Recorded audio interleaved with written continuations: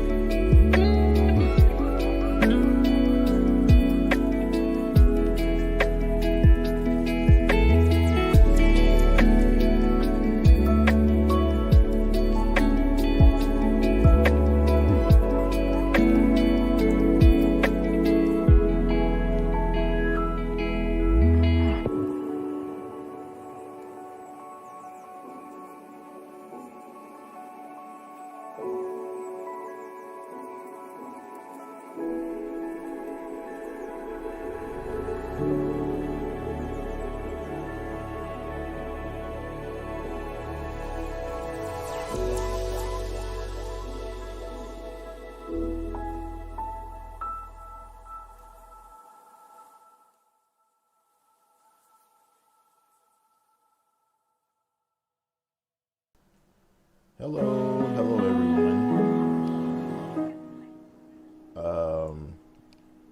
It is once more again, it's Alex. Let me adjust my audio here just a little bit so that I'm not blurring my ears out here. Actually, let me switch my view here. There we go. You're probably wondering what the heck's behind me. I'm trying some new green screen stuff here. So, as always, welcome to another session of development, learning fundamentals. I don't know, I should name this thing sometime. As always, like, share, comment, subscribe. Constructive criticism only. Go check out Code Black over on the Facebook page and on the Slack community. I've got another channel, Schooler's Delight. Go check that out. Got a few videos. I haven't put a new video out there in a while, but doing some other stuff here. So today we are going to be talking about strongly versus weakly type languages. What does that mean? Well, it's very important that you know what strong and versus weakly type languages are, because when you get yourself into learning how to code and be a developer, you're going to be exposed to a lot of different languages, and everybody has their own personal opinion on what the best language is, obviously. But you find the language that you're comfortable with, and make sure that, you know, it's what, you know, you learn what you want to learn. So, I'm trying to refresh because I'm trying to put this on the Facebook page here. Okay, there we go. Let's try that. Let's see if this will. There we go. Let's see if this will. I don't know why it's got my. I have to mess around with that. Okay, so again, strongly versus weakly type languages. What is a strong versus a weakly type language? Well, a strongly typed language is a language that makes you put everything in its own little package like it's supposed to be. So if you think of it this way, think of, you go to a grocery store, right? Everything's organized and in its specific spot. When you go to the grocery store, you go to the produce aisle, all of the fruit is in that aisle, right? If you go to the canned aisle, if you look for fruit in that aisle, all of the canned fruit is put together as well. So what strongly typed languages do is they force the user, they force the developer to make sure that when he or she is coding a piece of software, that everything is in its right spot. Everything's treated the right way. So for example, if you have a string variable, what strongly typed languages will demand you do, either at runtime or at compile time, is they will demand that you are using a string as a string. So you're not trying to use a string as a number or a decimal or anything else like that, because if you try that in a strongly typed language, then what's going to happen is you're going to get an error. A great example of that are strings that contain all numbers. In strongly typed languages, you have to what we call cast those strings as numeric values. You have to cast everything in the right form. So that's what strongly typed languages do for you. Weakly typed languages allow you to skate and skirt the rules, basically. And while that has some advantages, there's some very large, very dangerous implication or things that can happen when you are using a weakly typed language. For one thing, I think, me personally, having been on both sides of it, having been a person who developed in only a weakly typed language and having been a person who now develops in nothing but strongly typed languages, it makes some developers, not all, it makes some developers lazy, and they don't go through the proper steps of showing up their code to make sure that there's not going to be any exceptions or errors. So let's go ahead and look at what we're talking about today. So on the screen here, I have two different examples here. And actually, let me do this before I get too far down the road. Here. Because what I want to do is I'm going to make this screen a little bit bigger so y'all can see what I got going on here. I made it a little bit, yeah, there we go. And close that. All right, there we go. Now let's bring our code back up here, our code windows back up here. Bam, and bam. Okay. So on the left, we have a C# application here, okay, on the left. On the right, we have a Visual Basic.NET application. Now, Visual Basic.NET is a weakly typed programming language. It allows you to do some things that you really have to be careful of doing. And again, like I said, having been one of these people who was doing nothing but coding in Visual Basic.NET at one point in time, you have to be extremely careful about the code that you're writing, because what happens is, let's see if I can't change this. I'll just get rid of that here. Bear with me, y'all. I'm trying to get rid of this. Edit that. Copy that. Oh, copy that. And paste that.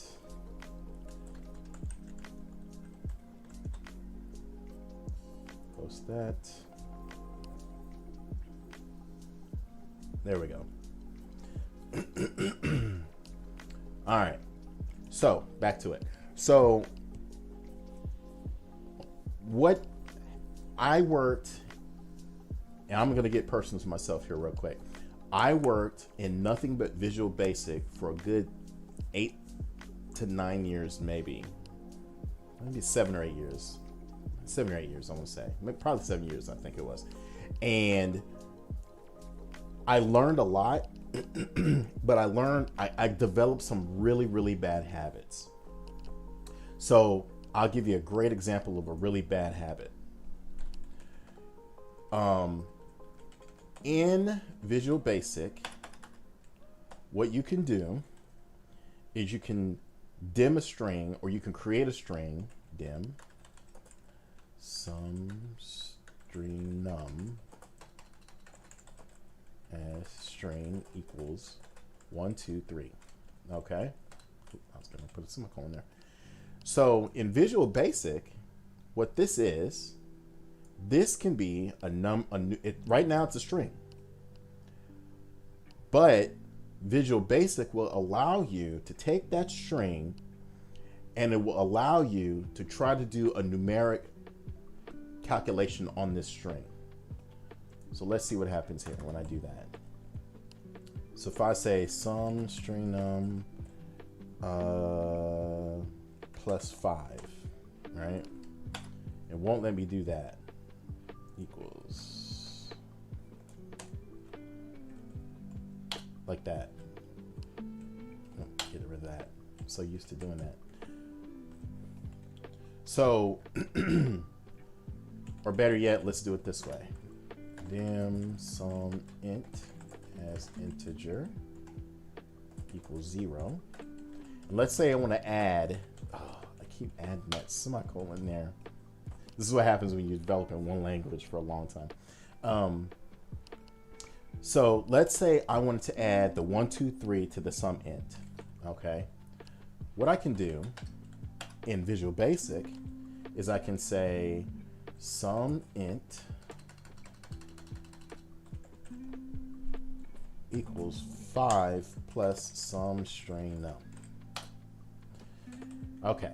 Now, if you notice here, there's no errors, there's no squiggly lines. If I build this solution, it'll let me build this solution. Down here it says there's no issues found in this solution. Let me maximize this so you can see what's going on. It says the build succeeded down here. So this code has been okayed to run by the compiler. And if I run this, it's going to blow up. And I'm going to show you why. So let's run this. It's going to blow up on line 9 right here. On this line right here. Bam. Nope, it didn't blow up.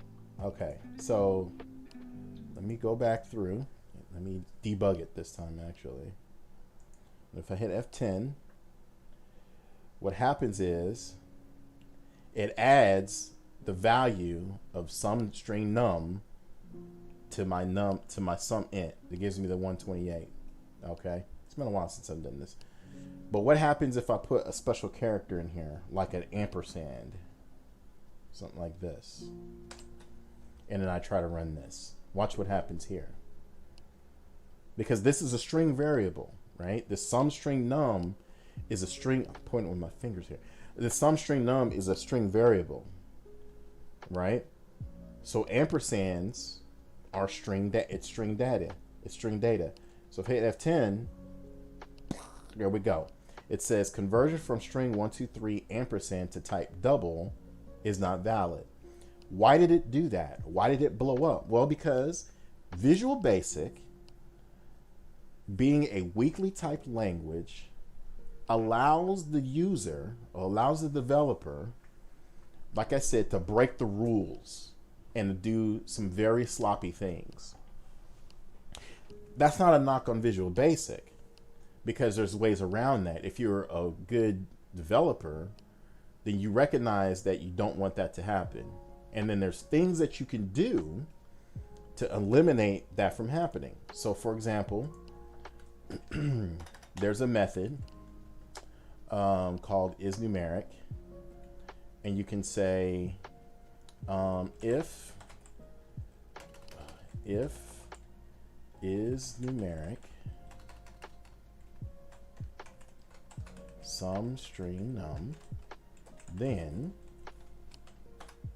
else and if. Okay.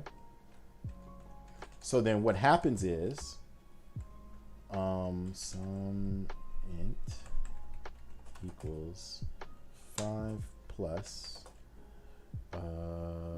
integer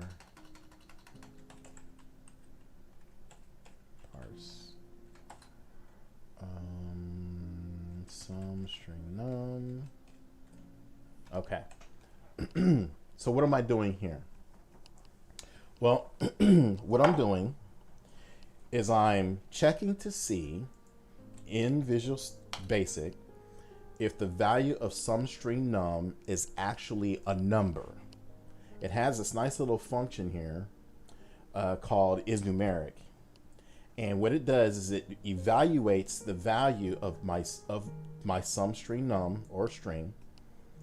And what it does, it says, and you can pass in an object, and an object is just a generic type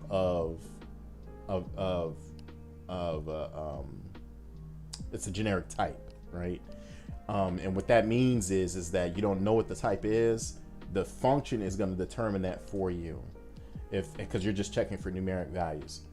So, in any case, what happens is, if my sum string num has special characters or it has non-numeric data in it, then this would evaluate to false and come down here, and then I would try to parse out the sum string num. Now, that's kind of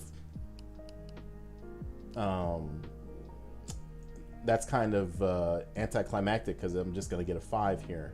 So instead of doing that, let's actually do this. Integer. I can do this for each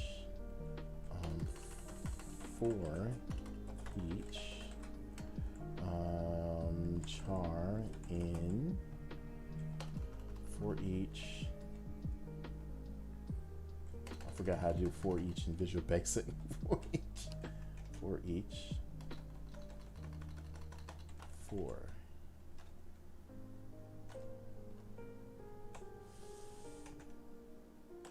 Okay. For. I used to do these all the time.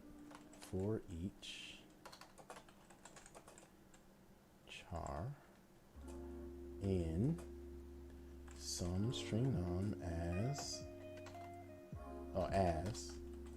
char in some string num. And then I can come up here and make my little container here and say string temp string as string equals string.empty. Okay, and then come down here in my for loop, for each loop, and say if chr is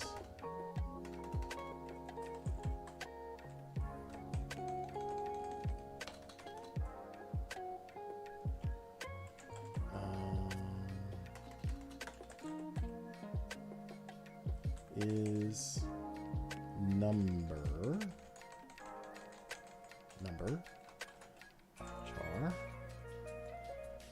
then I'm going to take my temp string equals char. Okay, and instead of doing that with there, take temp string. Okay, so what are we doing here? What I have to do, because this is a weakly typed language, is I have to make sure that I go character by character in my temp string, and I'm plucking out the numbers only, and I'm putting that into another string variable that I created. And then after I do that, I should only be left over with the 1, 2, 3, and the ampersand will not be in this temp string. And then I can parse this out and get my 128. So let's run this and see what happens. Again, this is going to happen if you're using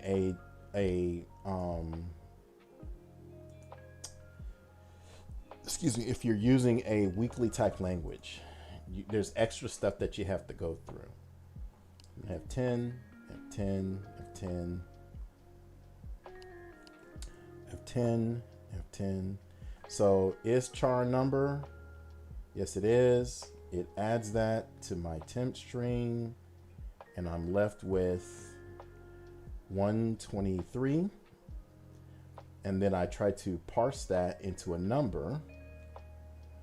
And then here we go. We've got 128 right here. Okay. That's a lot of extra work to go through a very simple thing, right? Why go through all of that grief when you can just use a language that will allow you to, that'll allow you to just go ahead and do what you need to do with it right away. So did I just lose my string?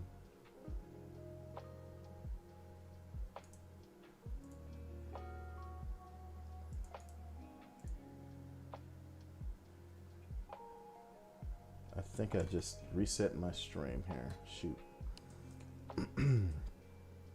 Okay, so what's going to happen is I'm going to have a lot of extra work here. To do, and I don't want to do all that extra work, right? I mean, why do all of this extra work? So let's just use a language or let's see the difference in a strongly typed language. We'll do all of the same stuff that we had going on over here, but we'll do it a lot easier on this side with a strongly typed language. And again, I'm not knocking weakly typed languages. I'm just saying that you have to be more disciplined as a developer to understand that you open yourself up to a multitude of different issues using weakly typed languages if you're trying to learn that, to say that I know a programming language. My advice, my very strong advice, no pun intended, my very strong advice is to make sure that when you're learning a programming language like Python or Java or C# or C++, not C++, or C# or, a programming language, learn one that is strongly typed, because it forces you to be more disciplined as a developer. So, and you'll find that your code is much more efficient. So let's do the same thing we did over here, except we're going to do it in C# instead, which is a strongly typed language. It will not allow me to do some of the same stuff I'm doing here. It won't allow me to try to put this string variable into a numeric value. It won't let me do that. So let's just start here. Okay, so we've got our main here. I'm going to create a string variable called sumStringNum. String sumStringNum equals 1, 2, 3 ampersand. Okay, then I can say sum int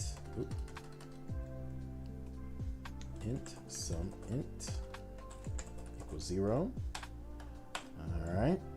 Now in C#, there is no isNumeric function, because C# assumes that the developer is automatically casting variables properly and using variables properly. So here's what we'll do. We don't have to check to see if the sumStringNum is a numeric value. But what we can do is because there's no function for it, what we can do is we can try to parse out the variable, the numbers in the variable. Okay, so we can do something very similar. We can say int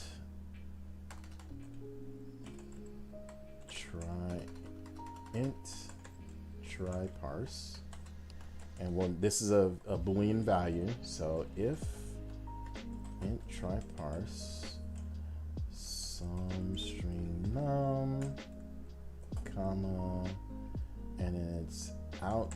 Let me make this bigger here. Out int sumNum. So what that does is it says if I try to parse out this sumStringNum and it's a number, then what I'm going to do is I'm going to do the same thing that I did right here, except instead of trying to parse it there, I can just do this, sumNum, because I've got a variable here now called sumNum, that if that 1, 2, 3 is parsable into a number, that it'll go ahead and do it for me and it'll add my value there. Otherwise, if that fails, I can say else. Then what I can do is I can say, okay, let's try to do the same thing that we were doing with our variable here, with our VB here. I need to drop that ampersand. So what I can do, let's see what we did here. I can either loop through the characters like I did with this for each loop here.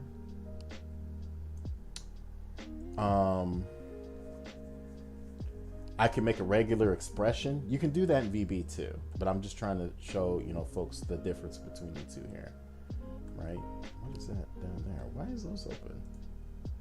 Should be open. So what I can do is I can do the same code. I can say, give me the sum string num, and I can say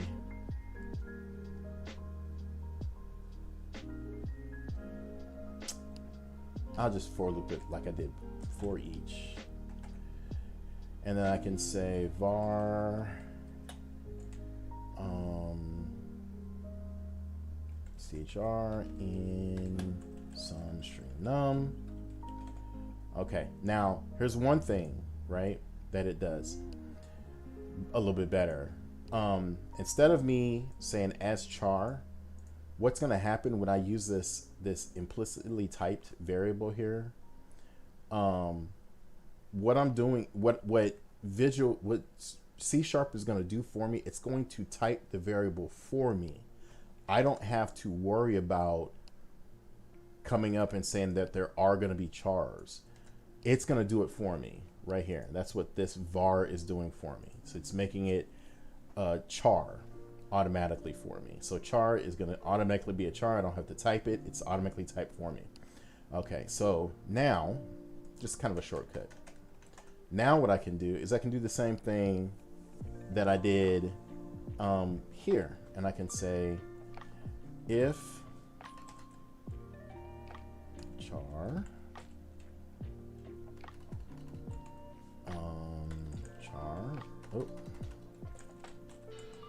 is number char,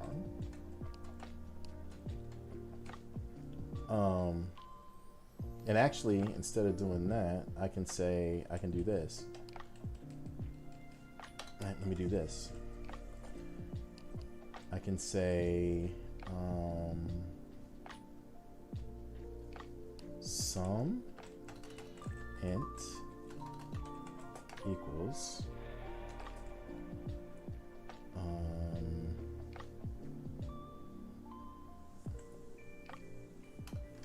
if that is that,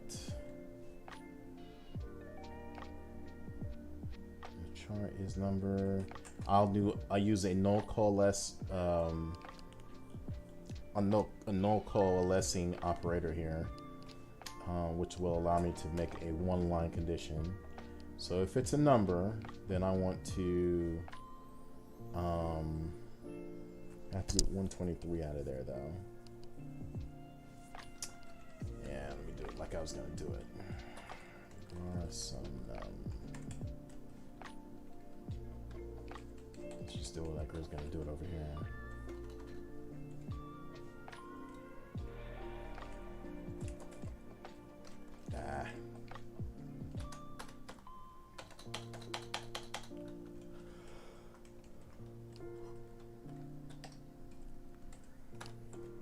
Let's make it a string. String some number, number, and say, and actually we can do that up here.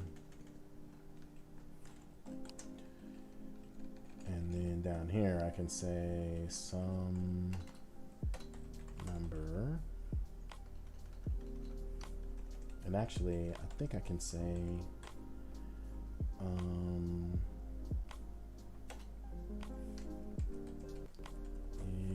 I haven't tried this. Let me try this real quick. Char dot is number. That's not gonna work. Okay, sum string num.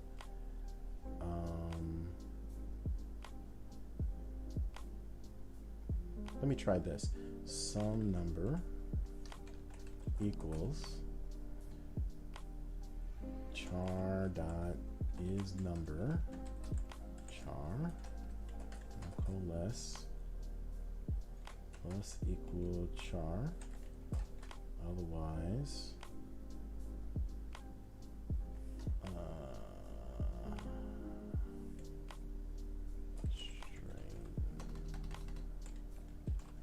empty. I didn't think that would work.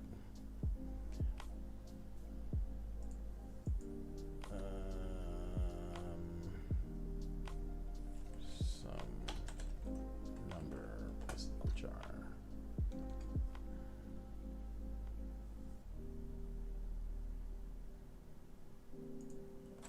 String.empty. There we go. Okay.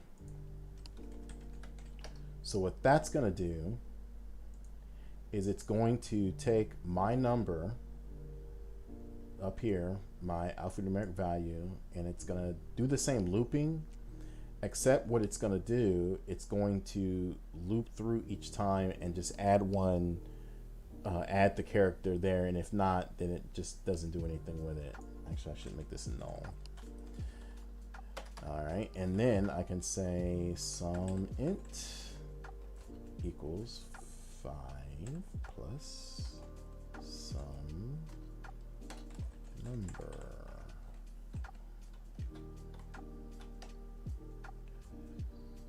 And then what I need to do is I need to cast this. And again, this is what I was saying earlier. C# will not allow me to do this. Visual Basic would, because, and you see it says cannot implicitly convert a type string to an integer. I have to cast this. So what happens here is C# is going to force me to cast this the right way. Now I can convert this to a number, convert to int 32 and do it this way. I can do that, and that will give me what I need here. So let's run this code here and see what we get back.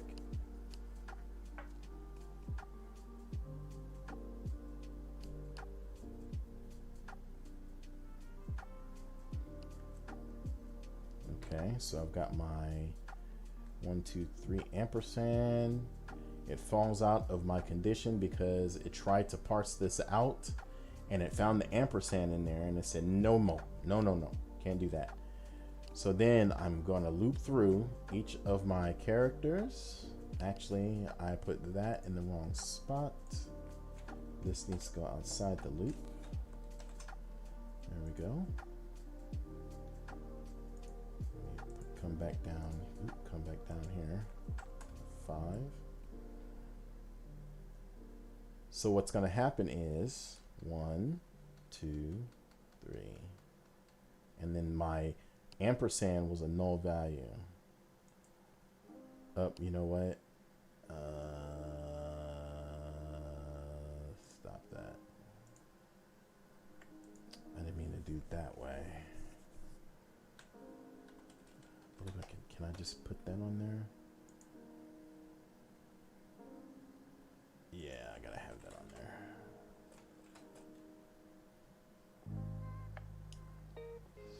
Some number. No, let's try it that way. All right. Because I don't want that ampersand to have a value to it. There's another way to do it, but there's an easier way to do that. But so I go 1, 2, 3, 4. All right. So now if I hover over my sum num, there's my 1, 2, 3. It's gonna fall out of my loop. It's gonna do my math, and I've still got my 128 right there. Okay. Now let's do a little bit more logic here and see which one runs faster. So we've got this little Diagnostic Tools what's it over here, and I'll add this Diagnostic Tools over here, and I'm going to run this one over here. No, not you. I'm going to run this over here, which is our C# code. Take the debugger off of that one. And it took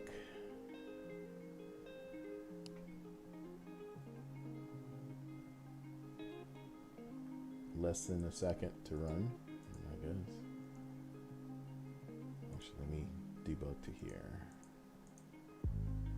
And I'll do the same thing on this one here.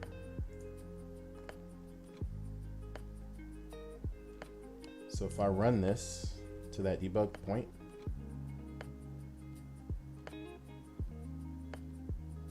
then it took a very small amount of time to run.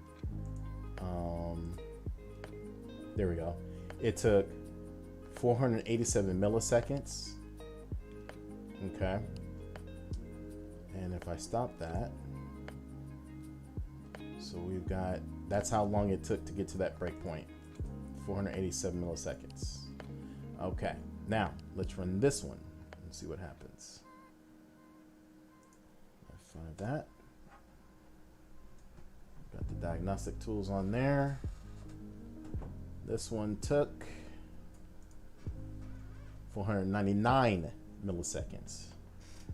So you're thinking, that's not a lot of time, you know? Well, for what we're doing, no, it's not a lot of time. However, when you're talking about hundreds and hundreds or thousands or millions of calculations or loops through a piece of code, it takes time. It takes a long time. So you have to be very cognizant of the code base that you're using. The more code you put in here, the longer it's going to take your code to run. Let's actually do some, let's see if I've not done this in,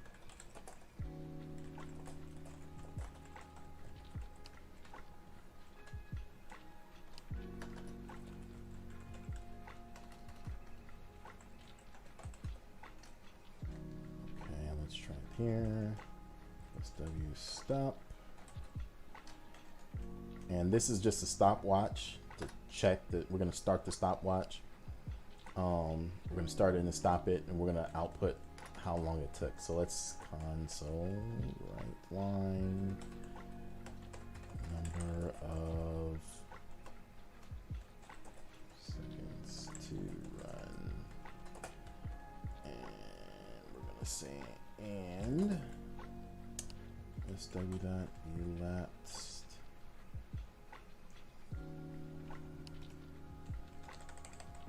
milliseconds.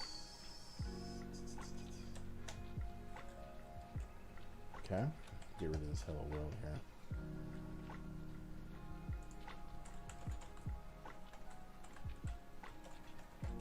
All right, we'll save that.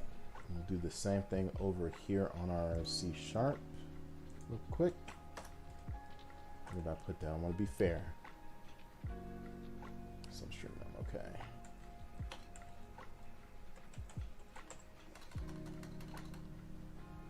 What is it? Stopwatch is part of the stopwatch class.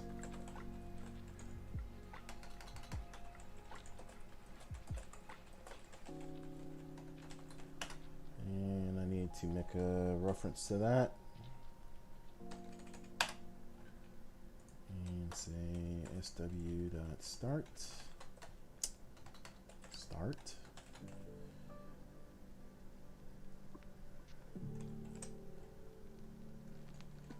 Guess I gotta install this because it's not part of the .NET C#.NET core. There we go. And then come back down here and say SW stop. And then instead of this console write line, let's just come over here and just grab this. And then paste this in here. We don't need ampersand, we need plus there. And save this. We'll run this one first. Oh, I'm going to put a read line on that one.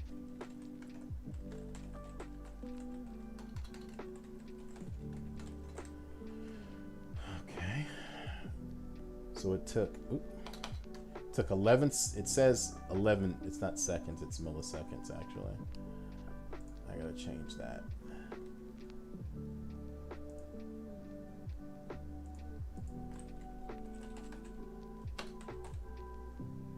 There we go. Save that. There we go. Now, if I rerun this and debug, you can see, oh, that's the wrong one. This one right here, it says it took 11 milliseconds to run, the Visual Basic one. Let's run the C# one and see if it goes any faster.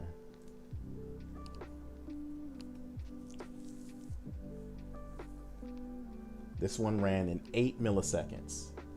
So 3 total milliseconds faster. That adds up, right? It adds up. Let's just do a quick benchmark here. Instead of doing this on this string num, let's make this string num an actual variable.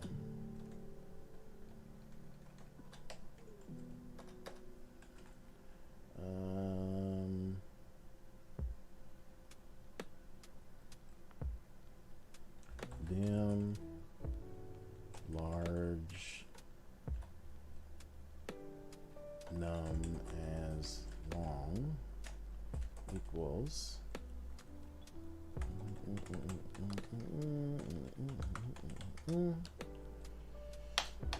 it's too big. There we go. And then what we're going to do is just going to divide wow. Actually, we're going to do this. Dim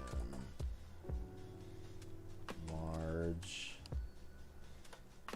result as long equals 0. And what we're going to do, let's while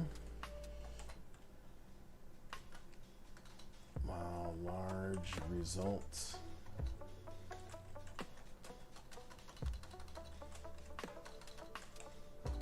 can't type, y'all, is greater than 0,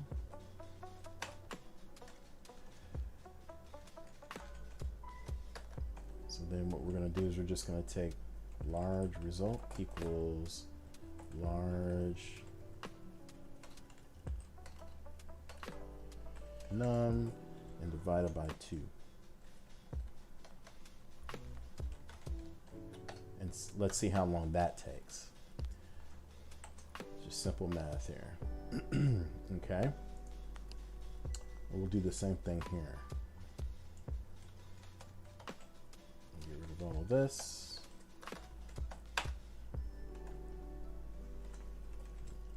Long large num equals this value here, so I'll make sure I use the exact same value.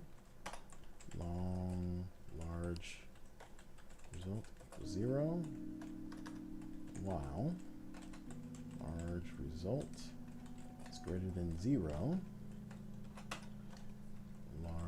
Large result equals large num divided by 2. All right. Now, let's run this and see how long this takes us. Bam. This might take a minute. So this is one of the reasons why milliseconds to run.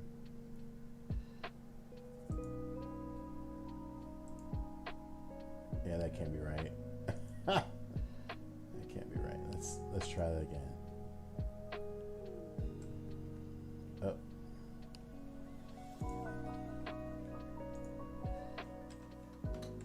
Less than or equal to 0, Alex. No. While large num is greater than or equal to 0. Let's do that one.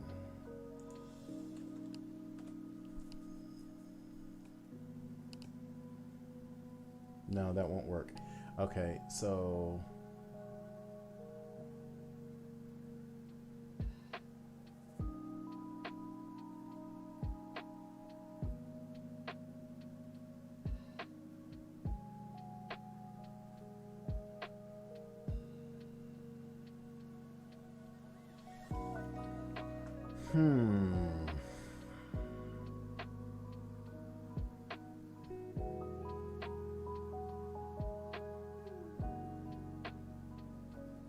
well, large results.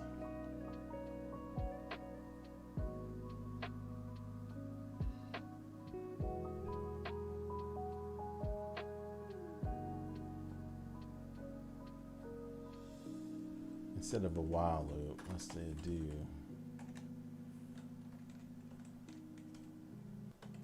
Let's do this. Do while. That is true. Greater than or equal to 0. That'll work. And let's do the same thing over here.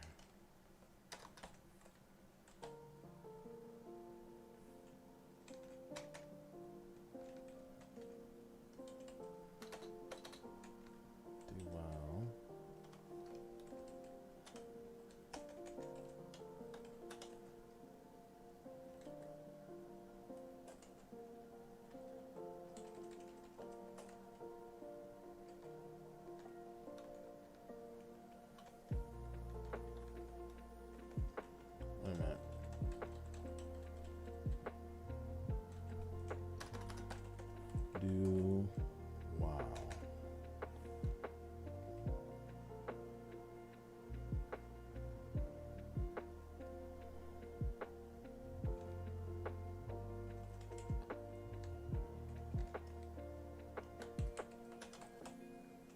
Is it this way?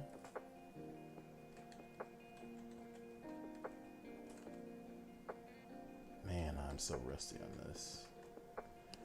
I gotta look this up, y'all. Uh-oh. I gotta look this up.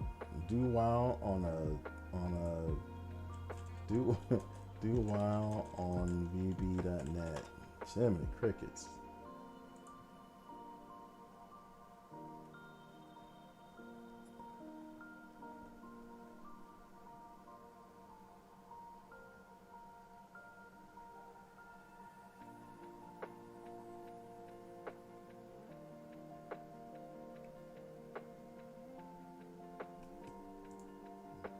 Go back. Do while.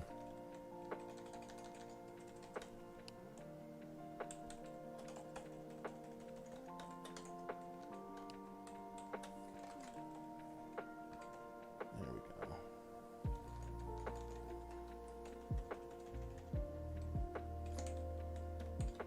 Jiminy crickets, that's embarrassing. I haven't touched that stuff. I haven't touched the while loops in a Visual Basic in years. Okay, so do this while that's true. All right, so let's see how long this might take. So I'm gonna run this one first. I'm not sure if this one's gonna work or not. There we go. We got some stuff going on here.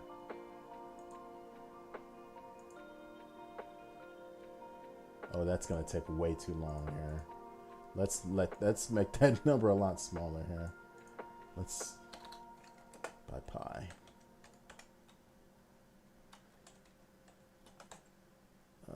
Divided by pi. Divided by pi. That won't let me do that because it's a float.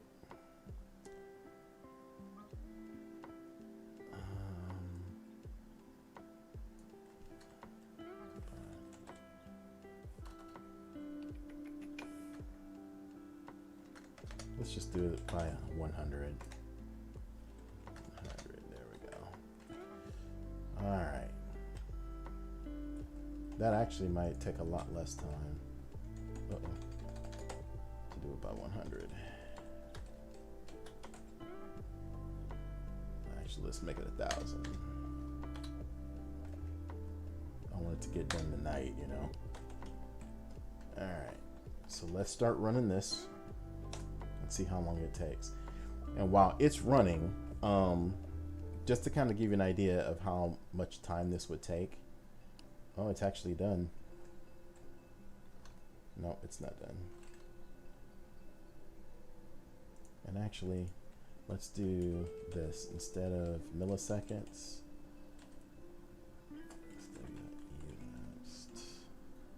Milliseconds.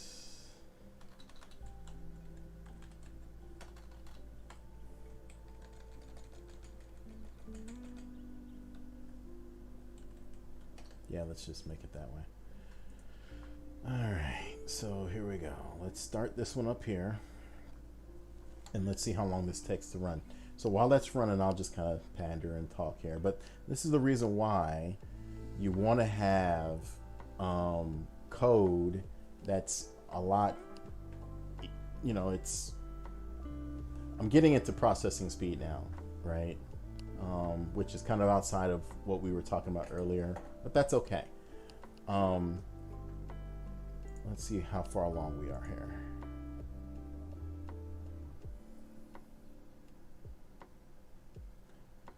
You know what? It's just doing the same thing. I'm just doing the same doggone thing.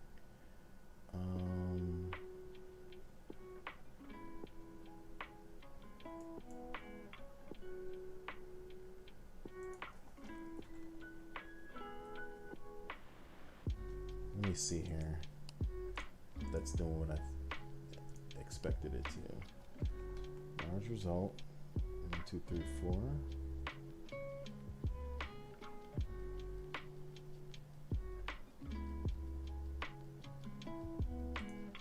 No, it's not.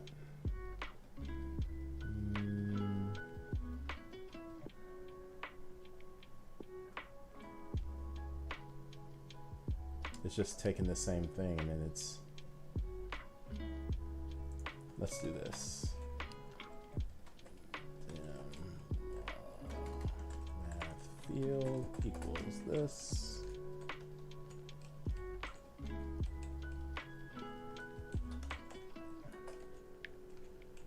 Result equals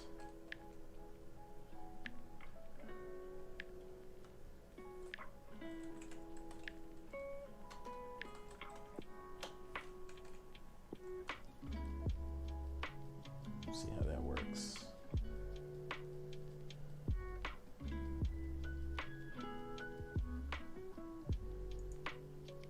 I have to subtract it.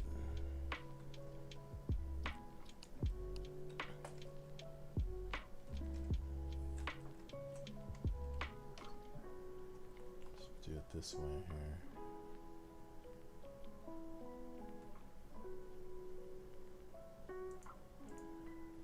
I need this number to go down quickly. 10.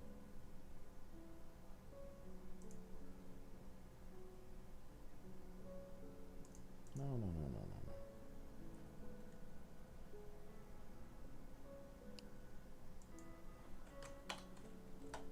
Use modulus instead. Mod.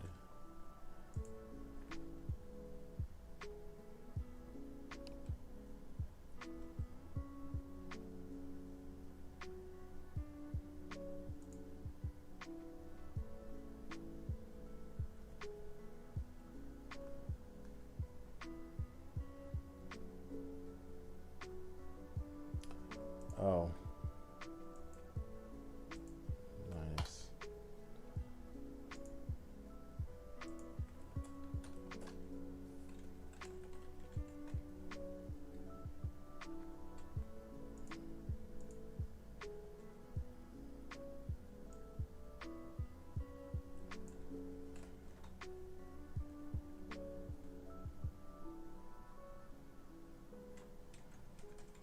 Probably working harder.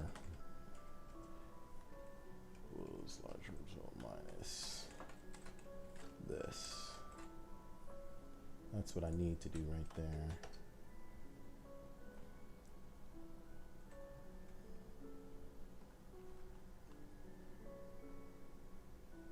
trying to get more than one loop.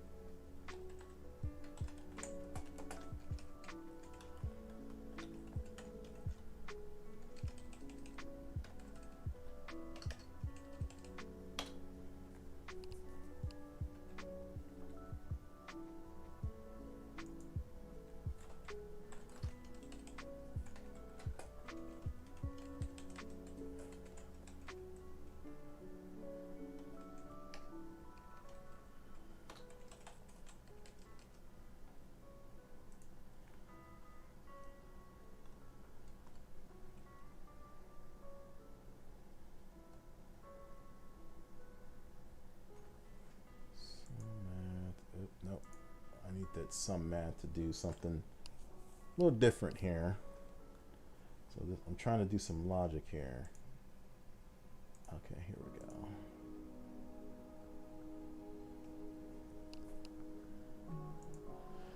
And then sum mod equals marginal mod that. And then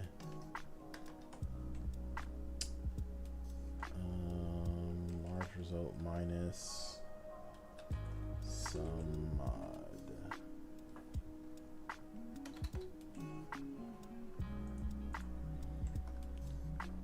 I'm trying to make it go down gradually, but it's not doing it. I think the reason why is it's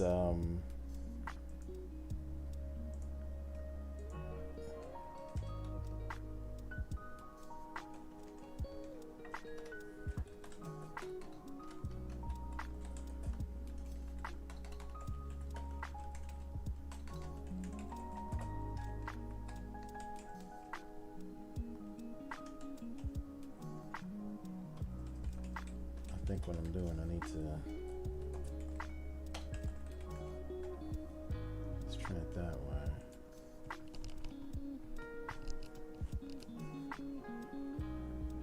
There we go.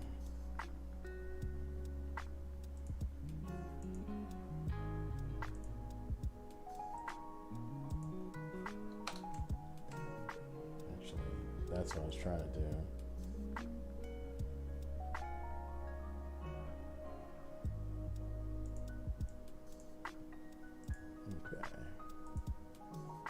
Order of operations, Alex. Order of operations.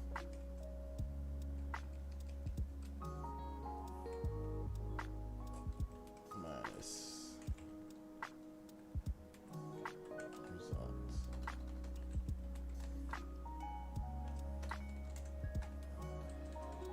Equals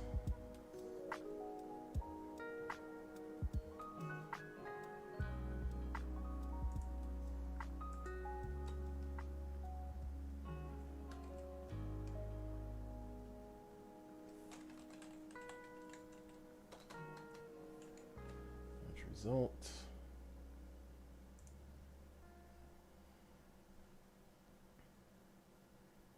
No.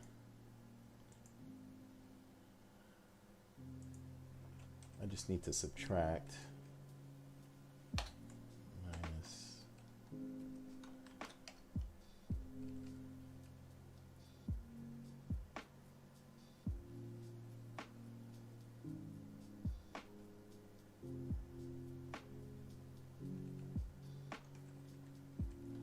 large num.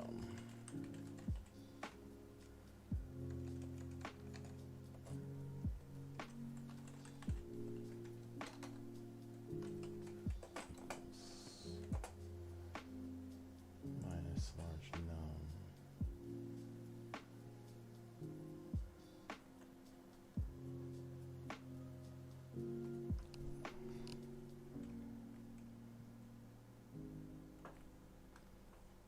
That gives me, now I've got it in the right order here. Sum mod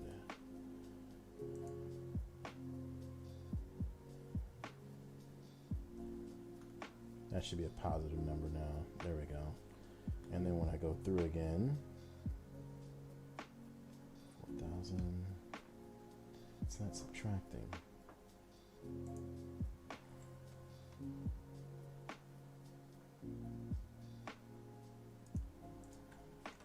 Maybe I need to take this right there.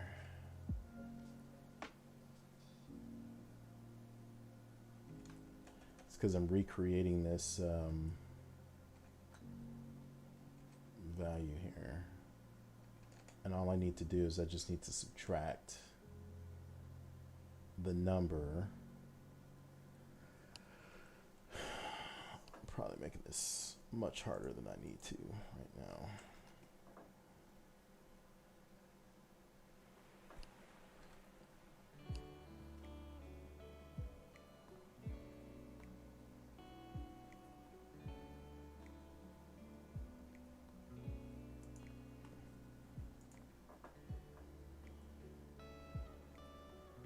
I need a value that's going to retain the number.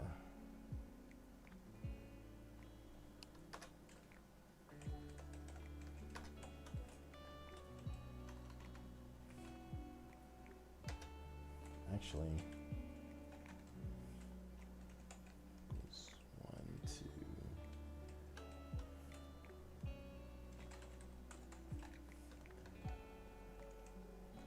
Let's make that 0.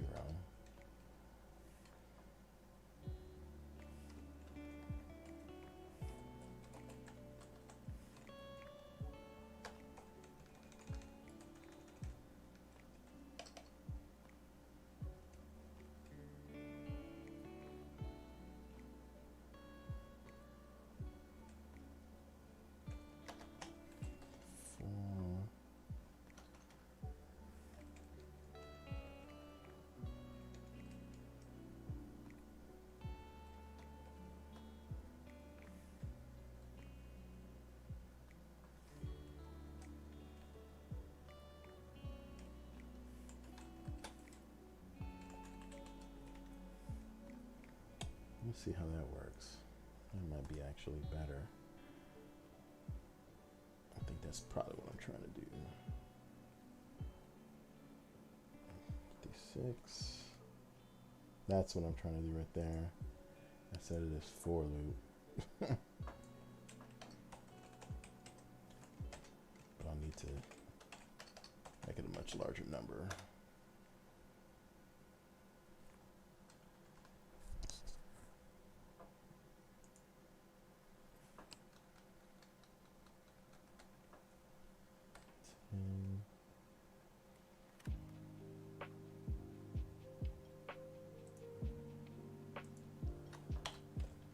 Divided by 1,000.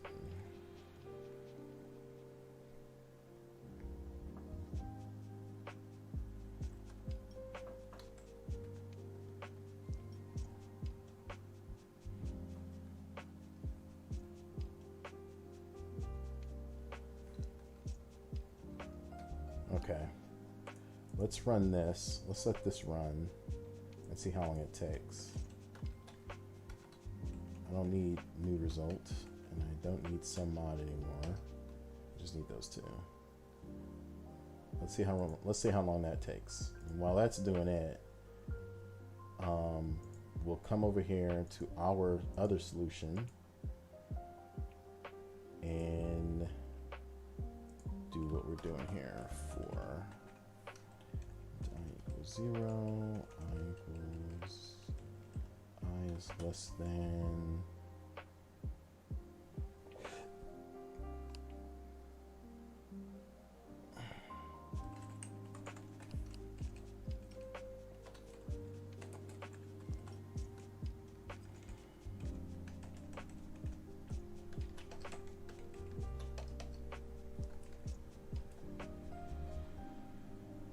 see how long it's taken over there. Was it done already? Oh no, it's over here.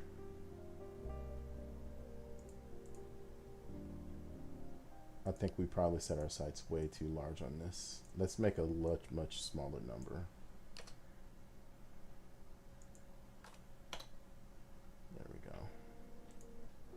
This one should get done quicker.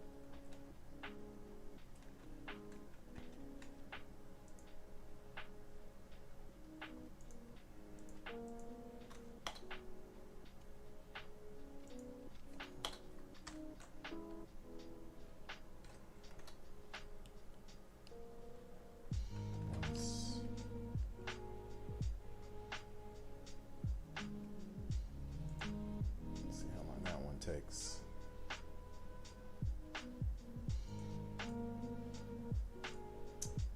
And that's not doing what I want it to do.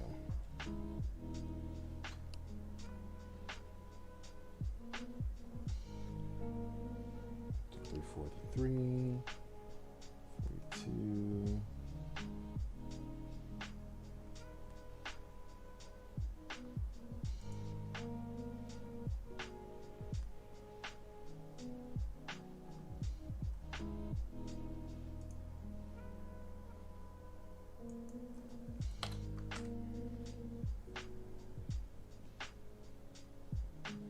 Oh, I think I see why.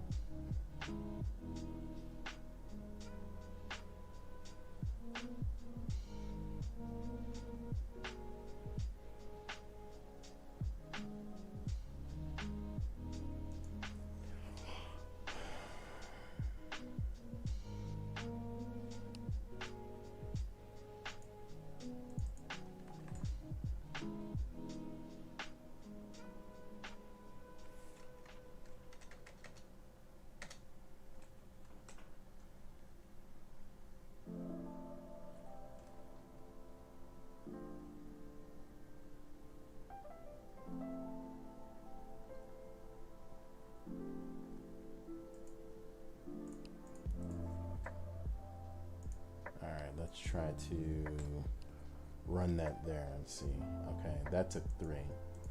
Let's make this our much larger number.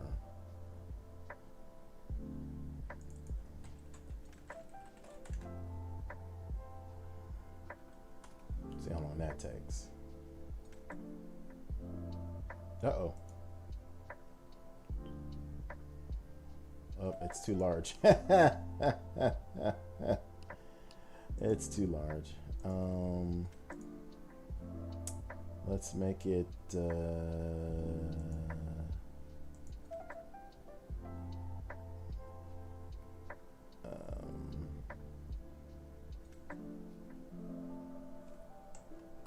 what was index when it aired out here?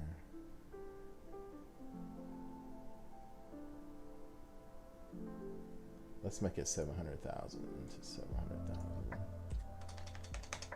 There we go.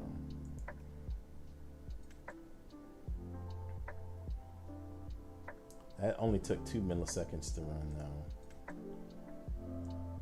What I'm trying to do is I'm trying to get a very long operation to show you the difference in the two code bases. One's more efficient than the other is. I mean, if I run this one, let's see what happens when I run this one.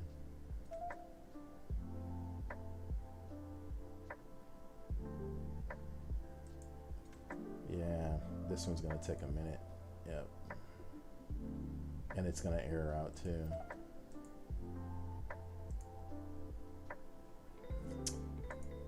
Yeah. Anyway, let me get back to what we were talking about here. I'm trying to do too much here. Okay. So, strongly typed, go back over there and delete this. Strongly typed will allow you to do things that you're not supposed to be able to do. I'm sorry. Weakly typed will let you do things that you're not allowed to do. Like before, you shouldn't be able to do this. String number, bin string num as string equals 1, 2, 3, 4, 5, 6, 7. Let's not put the ampersand in there this time. Now, if I do this, let me get rid of this stopwatch stuff here. We don't need it in there anymore. If I take this and I say dim sum int as integer equals 0, let's make it $100. Actually, let's make this a decimal. Let's put some real world stuff in here. All right. Let's say I did this.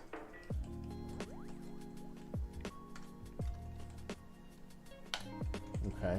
Well, string num is going to let me do that. And if I can say some integer equals string num plus some integer. It's actually decimal.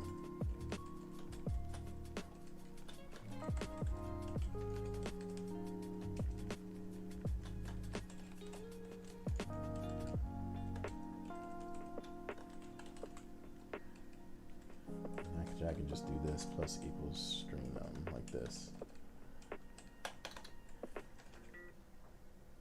Now if I run that and I say console write line some decimal, hit F5. Oh. Semicolons are killing me. I hit F5.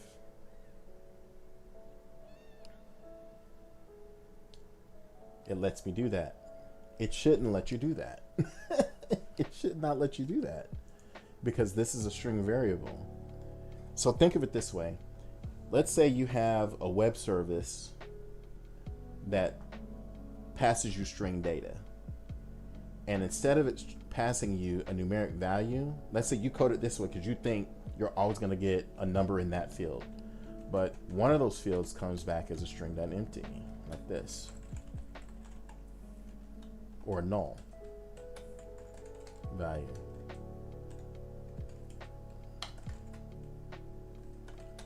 I think it's nothing. And what's going to happen is it's going to blow up, or it's not going to do the math that you wanted to. It only did the $100 on there.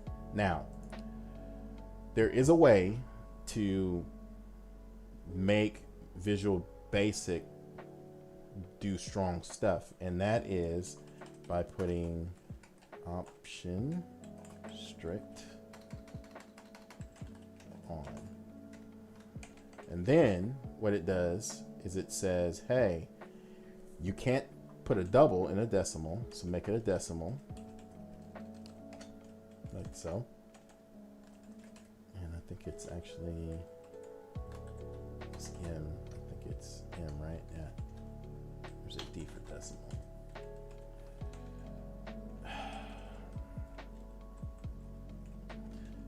What the heck? Actually, M.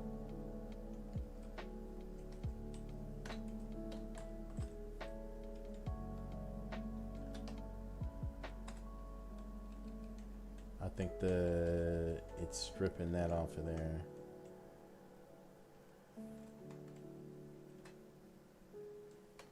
There's a D for decimal.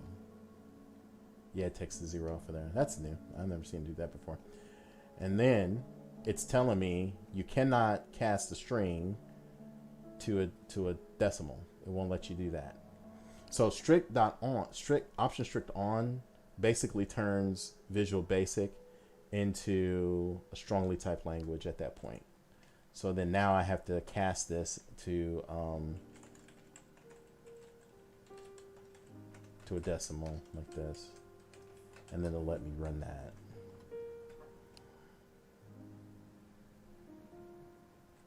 Okay.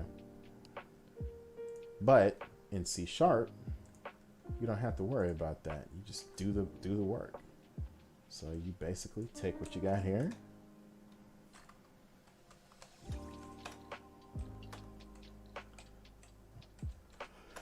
Copy this over. You say decimal, sum decimal equals $100.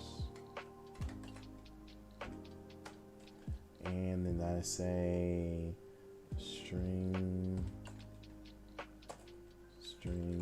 num equals null. And then I can say sum decimal plus equals string num. And it won't like that.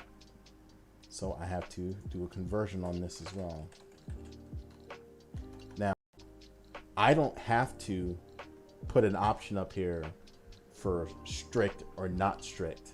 C# is by definition a strongly typed language.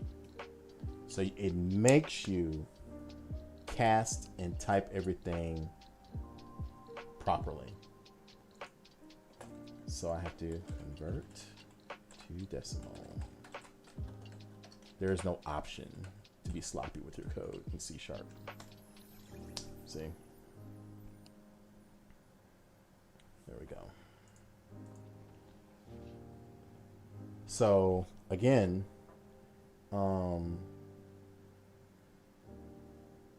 what's happening is C#, Java, Python are strongly typed languages that, as new fundamental developers, you should get yourself into the habit of working in one of those types of languages, because it keeps you from becoming a sloppy developer and getting into some nasty habits of development. It took me a long time to get out of some of the nasty habits that I had over from this code here. It took me a while, but once I did, I was good to go. So this has gone on a little longer than I wanted it to, but that's okay. Hopefully you learned something. As always, like, share, comment, subscribe. Any comments that you might have, put them out there. Let me know if you want to look at something specific. If you have any questions, just chat them to me. As always, peace, God bless, and take care of yourselves.